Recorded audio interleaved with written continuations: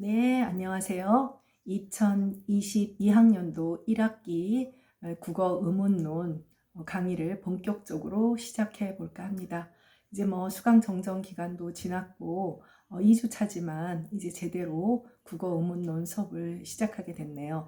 선생님이 이제 뭐 한동안 처장을 하느라 선생님의 이제 그 과목들을 강사 선생님이 맡기도 하시고 뭐 이런 부분들이 있었고, 또 이번 학기에도 한류와 언어라는 과목을 좀 운영을 해야 하다 보니까 중세국어 강독은 또 안희재 선생님께서 맡게 되셨어요. 뭐 외부의 다른 대학에서 강평이 워낙 좋으셨던 분이라 여러분들하고도 좋은 강의가 진행될 거라 생각을 합니다. 아마 국어 역사나 국어 의문론이 한동안 이제 시간 강사 선생님과 함께 함으로써 조금 호흡이 달라지지 않았나. 물론 선생님보다 훨씬 더 젊고 유능하신 분들이라 더 배울 게 많았겠지만, 어쨌든 또 여러분들이 이제 뭐 물론 대부분이 국문과 학생이고, 또 이제 복전, 부전 아니면 개인적인 관심으로 탁과생들도 있지만, 어쨌든 뭐 국어 국문학 또 이 과목에 관심을 갖고 들어온 친구이기 때문에 어떻게 보면 다시 선생님의 딸들을 만나게 된 것 같습니다. 반갑습니다. 네. 아, 정말 3년째인데 여전히 적응이 되지 않고 있습니다. 뭐 중강의 때도 사실은 잘 적응이 안 되고요. 이게 녹화 영상을 찍으려고 한밤중에 이러고 앉아 있어도 역시 어색합니다. 네.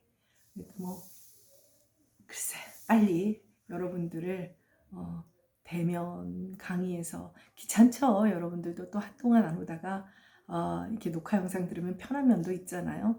그래도 학교 생활이라고 하는 것도, 친구들과 만나는 것, 뭐 이런 거, 또 좋던 싫던 교수들 강의실에서 만나는 것, 그런 것들이 필요하지 않나, 그런 생각이 듭니다.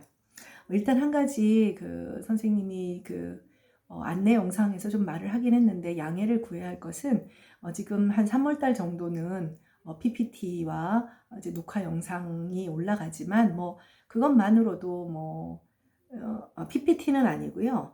한글로 올라가요. PPT가 아니라 이제 한글로 올라가게 돼요. 자세한 설명이 붙어야 하는 부분들이 많아서 그 재작년에 그 이제 파워포인트로 올렸더니, 이제 아무래도 파워포인트라고 하는 거는 그림이고, 그러다 보니 또 그때 당시에는 또 좀 그렇게 써야 되나 보다 해서 하다 보니 이제 설명 부분이 좀 부족했던 것 같아요. 그래서 교재를 따로 쓰지도 않고 그러다 보니 그런 부분에 대한 요청이 있어서 이번에는 한글에 설명을 하는 건데, 안내 영상에도 말했다시피 이제 그 국어 의문론, 이제 한국어 의문론이라는 선생님이 직접 쓴, 사실 여러분들 서울여대 학생들한테 맞게끔 만든 교재가 원래대로 하면 여러분들 손에 이미 쥐어져 있어야 하는데, 선생님의 한 일주일 정도 1월 말 2월 초에 민기적거림과, 그리고 출판사에 담당해 주시는 분의 뭐 이직 등등의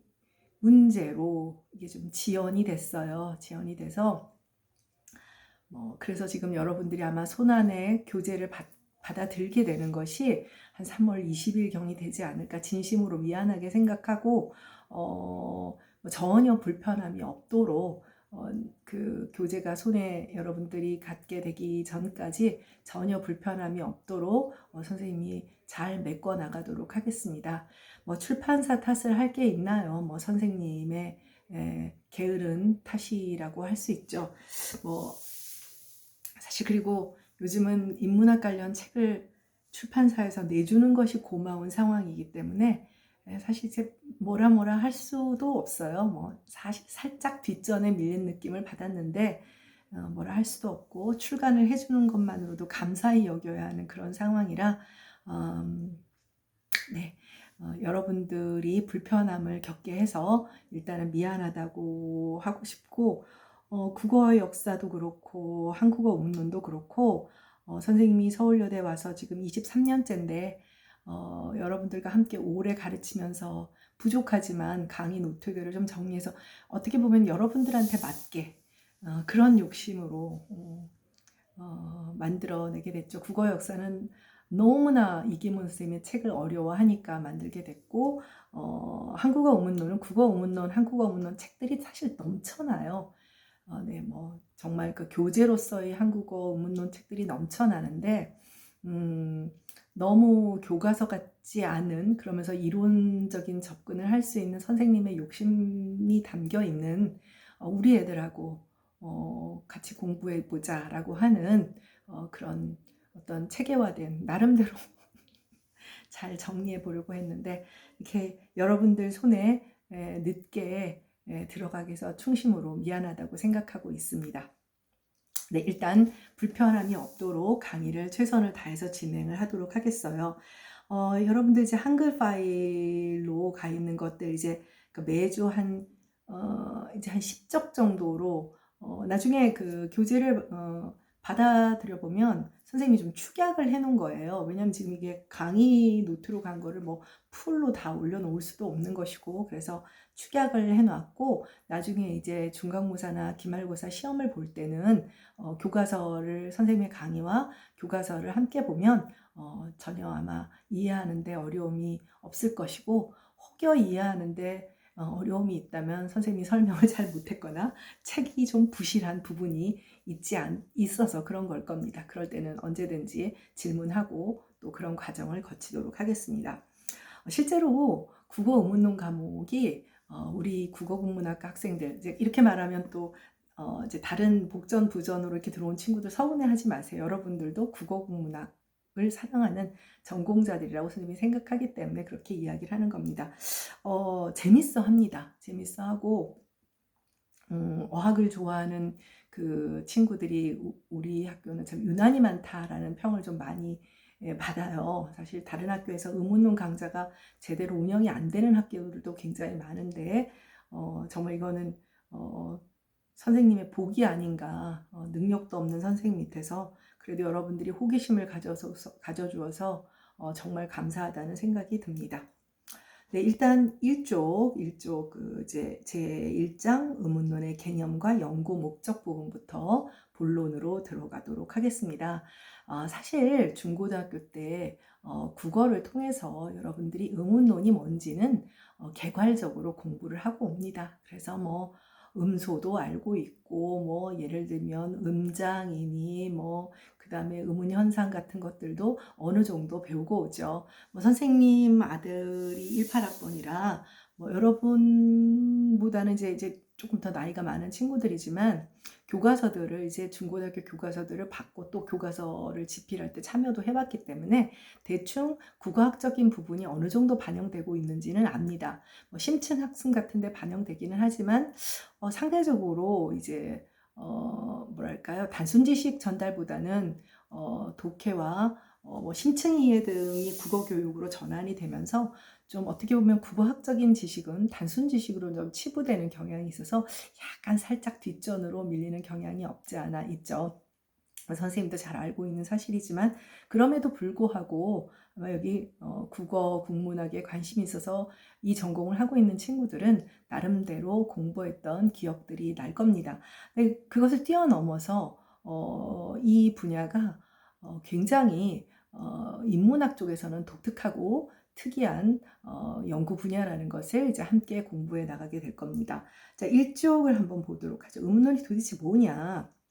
네, 우리가 이제 언어라고 하는 것에 이제 소위 언어학의 하위 분야죠. 의문론도 언어학의 하위 분야인데, 뭐 여러분 알고 있을 거예요. 소리에 대한 학문이잖아요, 교수님. 뭐 이렇게 대답을 할 겁니다. 언어라고 하는 것은 기본적으로 의사소통, 커뮤니케이션을 하기 위한 것이죠. 자, 여러분들은 내 강의를 들으면서 내 목소리와 함께 전달되는 의미 혹은 개념들을 지금 받아쓰고 있을 겁니다. 네, 그래요. 언어라고 하는 것은 크게 두 가지 양대축을 가지고 있습니다. 음성이라고 하는, 소리라고 하는 부분과 의미라고 하는 부분이 연결되어 있죠. 어떻게? 필연적으로 아니면 자의적으로, 임의적으로 연결이 되어 있죠. 뭐 자의적 관계, 임의적 관계 알고 있을 겁니다.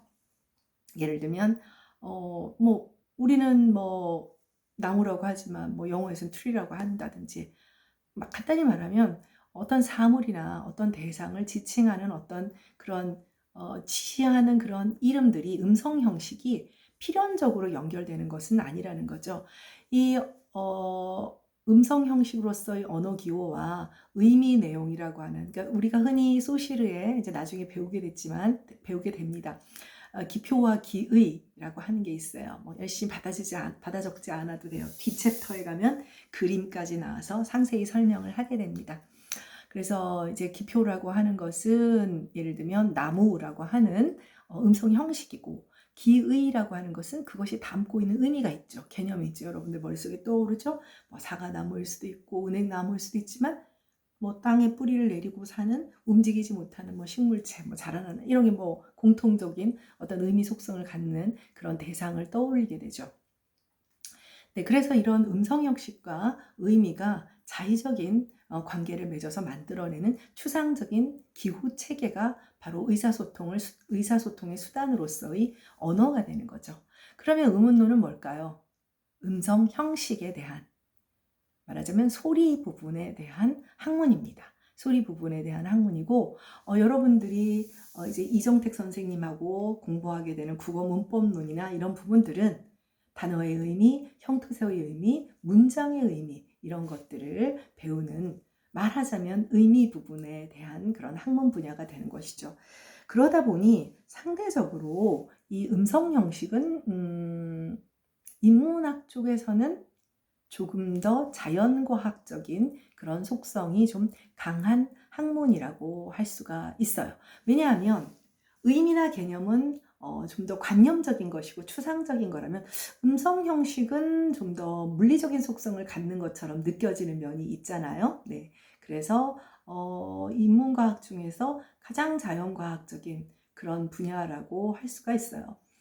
뭐 이제 나중에 배우게 되겠지만, 어떤 이런 음성적인 소리의 어떤 특성을 이용해서 뭐 음파 탐지기도 만들고 마이크도 만들고 성문 분석기도 만들어서 범죄자도 추정하고 이런 과정들을 만들어 나가게 됩니다. 그래서 일쪽에서 의문론이 뭐냐? 그래서 지금 일쪽 같이 볼까요? 언어의 기본적인 기능이 의사소통을 통한 언어 정보의 전달에 있다고 한다면, 언어 정보인 의미를 전달하는 데 소용되는 말소리를 연구하는 것, 바로 이제 의문론인 거예요.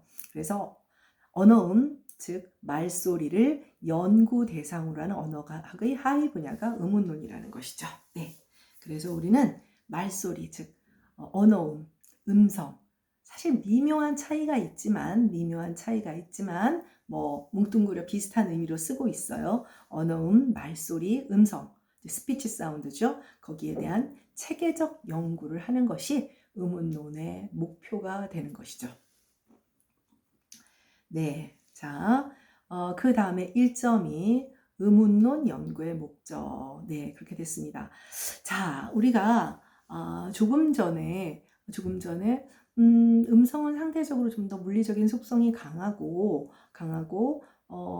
아무래도 의미 쪽은 좀 더 추상적이다라는 얘기를 했어요. 사실 추상성이라고 하는 것은 정도의 문제예요. 그러니까 음성과 의미를 놓고 보면 의미가 훨씬 추상적이다, 관념적이다. 뭐 여러분들 당연히 그렇게 예측을 할 수 있죠. 그런데 소리도 말이에요. 소리도 우리가 상대적으로 의미와 비교를 하면 물리적이라고 할 수 있지만, 사운드 자체를 놓고 보면, 이걸 대상으로 하면 그 속에도 또 좀 더 구체적인 것과 좀 더 추상적인 것이 있어요. 자, 여기서 그래서 선생님이 여기에 파란색 글씨로 분절성 이렇게 되어 있습니다. 분절성. 뭐 영어로 굳이 써놓지는 않았는데 segmentation이라고 하는 겁니다. 분절성이라고 하는 것은 기본적으로 사고의 추상성과 관련이 있어요. 사고의 추상성과 관련이 있는데, 이거를 언어의 분절성을 이야기하기에 앞서서 분절성이 뭐지? 라는 한 막연한 생각을 좀 정리하기에 좋은 한 예를 든다면, 무지개를 들어볼 수가 있습니다. 자, 여러분들 뭐 무지개 모르는 사람도 없을 것이고, 평생을 살면서 그래도 제법 많은 무지개를 보게 돼요. 비 온 다음에 하다못해 분수 옆에서도 보면 작은 무지개가 보이기도 하죠. 그렇죠? 그래서 여러분들 지금 내가 아마 강의실이라면, 여러분 무지개 한번 그려보세요. 그러면 실제로 여러분 선배들한테 그렇게 얘기를 했더니 선생님 근데 색연필이 없는데요? 이렇게 얘기를 하는 여러분 선배가 있었습니다.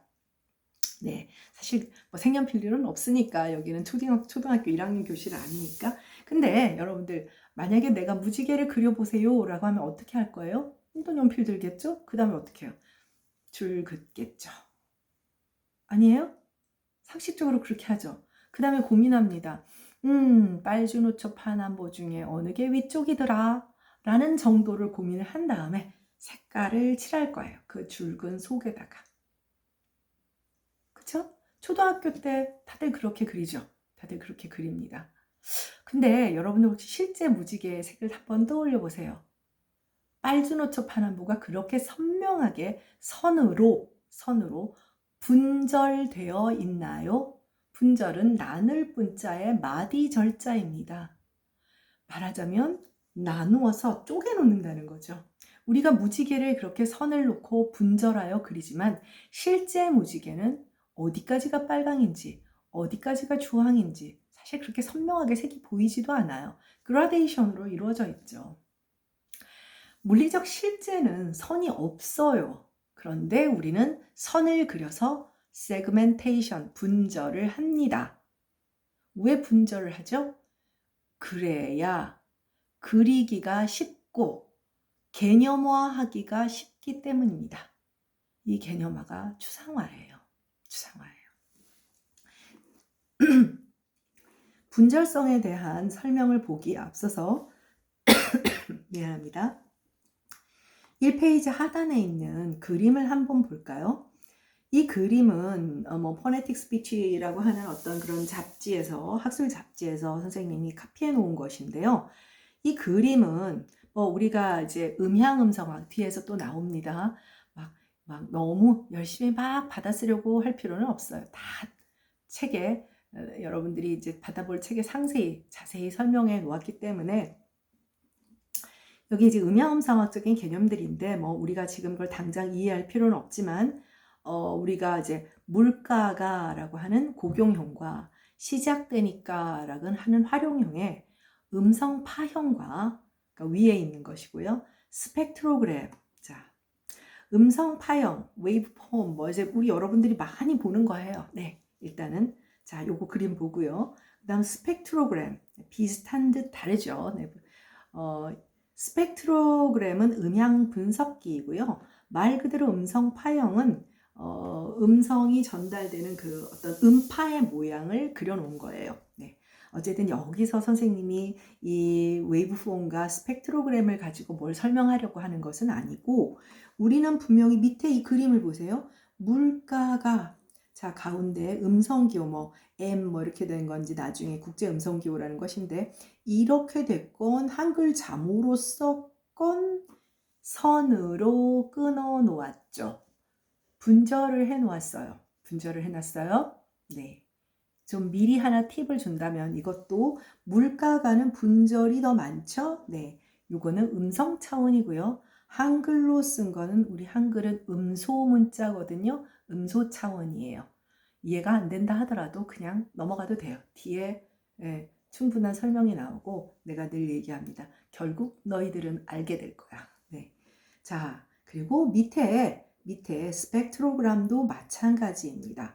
자, 중요한 건 선생님이 얘기하고자 하는 것은 뭐냐면 웨이브폼이든 스펙트로그램이든 밑에 우리가 문자, 발음 음성 기호든 한글 자모든 여기에서 소개한 것처럼 끊어진 부분이 보이나요? 아니면 쫙 연속되어 있나요? 파형의 모습이 다를지언정 끊어지지 않고 쫙 연결되어 있죠. 연속체입니다. 그런데 여러분들은 내가 지금 물가가 자 받아 써보세요. 그러면 음성 교환하는 친구들이든 한글 자모가 하는 친구든 물가가 자 나누어서 들어요. 미음이라고 하는 한글 자모로 된 자음 플러스 우라는 발음을 가지고 있는 모음자가 나타내는 모음 플러스 무슨 뜻인지 이해를 하겠죠. 자, 마치 무지개와 똑같습니다. 컨티뉴엄, 연속체의, 그쵸? 무지개. 소리의 실체는 그래요. 소리의 실체는 연속체예요. 그런데 우리는 세그멘테이션, 분절을 하여 끊어서 이해를 합니다. 물리적 실제를 그대로 반영하지 않는 추상화의 단계를 거친 거죠. 인간은 이렇게 하지 않고는 어떤 인지 과정도 동원되지 않아요. 한 예를 들어 볼게요. 우리가 여기서 소개하고 있는 음파라든지 이런 기준에서 사운드를 오로지 물리적 대상으로만 본다면 여러분이나 나나 기억이라고 하는 문자가 나타내는 소리가 있어요. 평음의 연국의 폐쇄음이라고 하는 소리인데, 이 소리를 극단적으로 말하면 태어나서 죽을 때까지 단 한 번도 똑같이 발음할 수 없어요. 단 한 번도. 근데 그렇게 느끼진 않죠. 같은 소리라고 생각하니까 우리가 잠으로 받아쓰기도 하고 의사소통이 되는 거예요. 자, 의사소통을 하기 위해서는 간단히 말해서 미묘한 차이는 무시하고 분석을 해 나가고 여기까지는 자음, 여기까지는 모음, 여기까지는 끊어버리는 거예요. 그러니까 물리적 실체를 무시하니까 추상성을 갖게 되죠.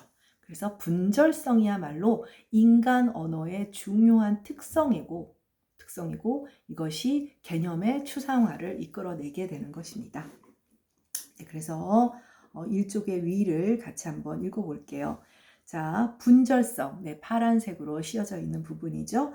분절성은 인간의 발음 기관에서 생성되는 기침, 비명, 신음, 코 고는 소리, 트림하는 소리와 말소리를 구별할 수 있게 한다.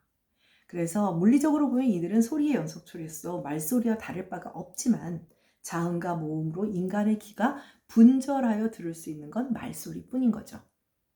무슨 뜻인지 알겠죠? 개 짖는 소리, 책상 치는 소리, 이건 소리라는 물리적 실체, 물리적 대상으로서는 전혀 다른 가치를 갖고 있는 것이 아니에요. 그런데 의사소통을 위한 자음, 모음으로 분절하여 듣는 것만이 스피치 사운드, 그냥 사운드가 아니라 스피치 사운드, 음성, 말소리가 되는 것입니다.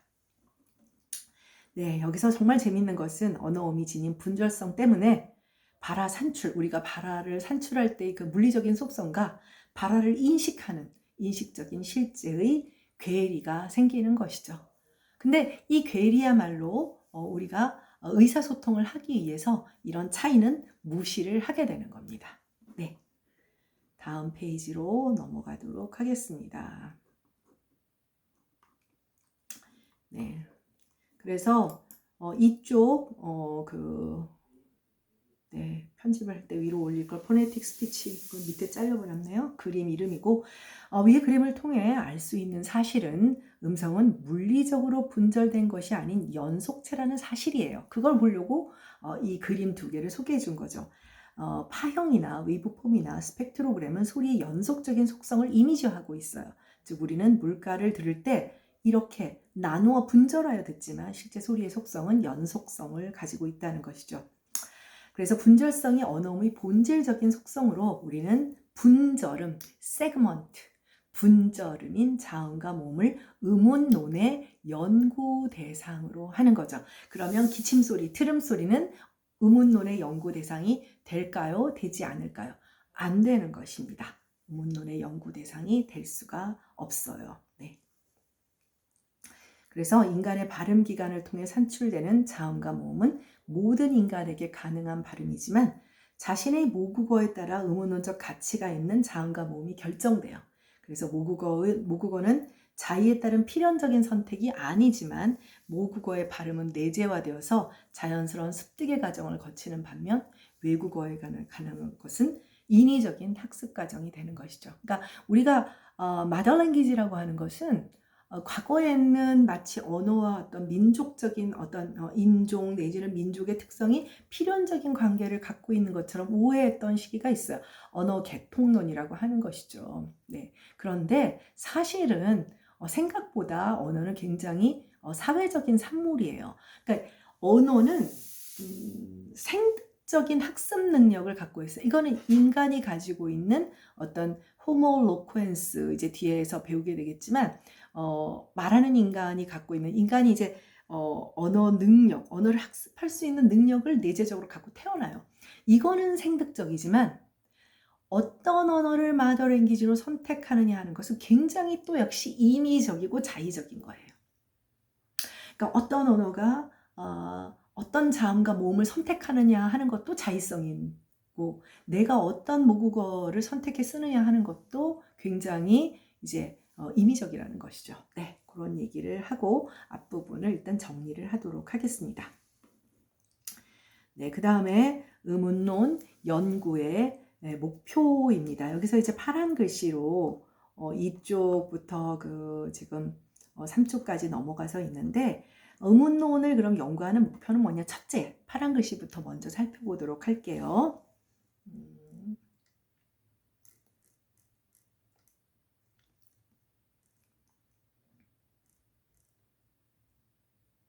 네, 첫 번째는 연구 대상 언어에서 의문 목록을 확인하는 것이 가장 첫 번째 중요한 일이에요. 의문 목록이라고 하는 것은 무엇이냐면, 자, 우리가 분절성을 말했잖아요.